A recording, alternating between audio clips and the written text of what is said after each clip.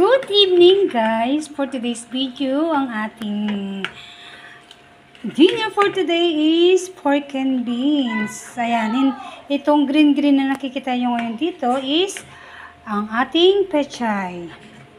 Ayan, kinatkat na lang ng maliit. Pero pwede din itong hindi ikakat ng ganito kaliit-liit. Ayan, mga kamamshi, simpleng ulam ngayong gabi. Gabi ng Tuesday. Mga mamshi, hindi na kami naglagay ng ng ketchup. Okay lang din hindi maglagay ng ketchup. Pwede din maglagay para mas magandang tignan. Pero kami no need nang lagyan ng ketchup.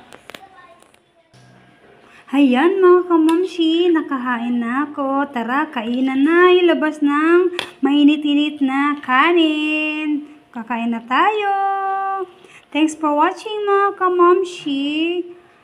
Ito ang inyong mamshi madiskarte na nag-iwan ng katagang.